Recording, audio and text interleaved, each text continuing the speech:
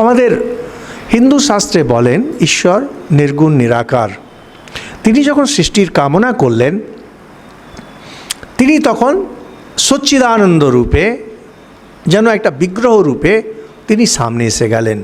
কিন্তু তিনি সবসময় তিনি হচ্ছেন সেই নির্গুণ নিরাকার, তিনি সেই সচ্চিদানন্দ, তিনি সেই আনন্দ যাকে বেদে বলে রসো ওই সহ রস, তিনি আনন্দ স্বরূপ। এই ভগবান যখন সৃষ্টির অবস্থায় চলে আসেন, তিনি থাকেন কারণ শরীরে। এই কারণ শরীর কিন্তু মানুষের কারণ শরীর না, তিনি কারণ জগতে বাস করেন। যেখানে আপনি যদি এটাকে একটা কল্পনা করেন, একটা বিরাট আলো, সেই আলোর উপরে একটা পাতলা একটা সিলোফিন পেপার বা পাতলা একটা কাগজ সেটা দিয়ে ঢাকা, মানে আলোটাকে আপনি কাঁচ, একবারে পরিষ্কার কাঁচ, ফলে আপনি দেখতে পাচ্ছেন কিন্তু ছুঁতে পারছেন না, একটা তফাৎ যেন থেকে যায়। ভগবান সবসময় এই রূপেই বিরাজমান। আমরা যখন বৈকুণ্ঠ বলি, আমরা যখন শিবধাম বলি, শিবলোক যখন আমরা বলি, বা উপনিষদ আদিতে ব্রহ্মলোক যেটা বলা হতো, তার মানে ওই লোকে যদি আপনি চলে যান, ভগবানকে সেই রূপে দেখবেন। ওই লোকে আপনি কিভাবে যাবেন? আমরা যখন বলি বিষ্ণু লোকে যাবেন, যখন আমরা বলি ব্রহ্মলোকে যাবেন, ঠাকুরের ভক্ত বলে রামকৃষ্ণ লোকে যাবেন, আপনি কিভাবে যাবেন? প্রথম কথা, জীবদ্দশায় আপনি যেতে পারবেন না, মরার পরে না যেতে পারবেন না। আপনি যেভাবে আপনি এই স্থূল শরীরে ভূত দেখতে পারেন না, যারা ভূত দেখে বেশিরভাগেরই মাথা খারাপ থাকে, স্পিরিচুয়াল লোকেরা তারা দেখতে পারে, কারণ তাদের এই শরীরের থেকেও মনটা সূক্ষ্ম হয়ে যায়, যাতে তিনি সূক্ষ্ম জগৎকে দেখতে পারেন। কারণ জগৎ সূক্ষ্ম থেকেও আরও সূক্ষ্মতম, তার মানে কারণ জগতে পৌঁছানোর জন্য আপনার মনকে আরও সূক্ষ্মতম হতে হবে, ফলে আপনার যে শরীর সেটাকেও সূক্ষ্মতম হতে হবে।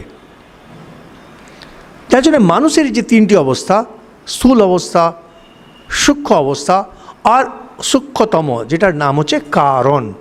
কারণ যখন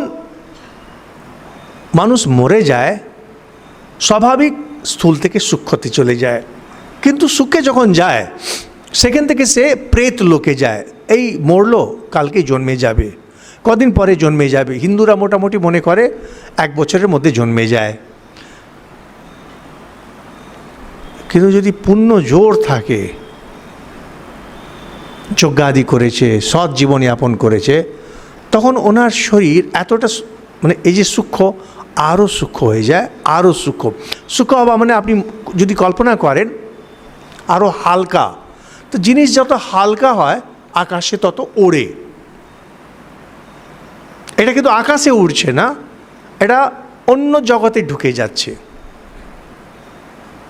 যত সূক্ষ্ম হচ্ছেন তত আপনি হালকা হচ্ছেন, যত আপনি হালকা হচ্ছেন তত আপনি সূক্ষ্ম জগতে ঢুকবেন। সূক্ষ্ম জগতের তারতম্য আছে। সবচেয়ে প্রথম হলো ভূত প্রেতের জগৎ, আরও সূক্ষ্ম লোকে যখন যাবেন গন্ধর্বাদির জগৎ, আরও সূক্ষ্ম জগৎ পিতৃদের জগৎ, আরও সূক্ষ্ম জগৎ দেবতাদের জগৎ। তো মোটামুটি ওই দেবতাদের জগতে গিয়ে ওটা থেমে যায়।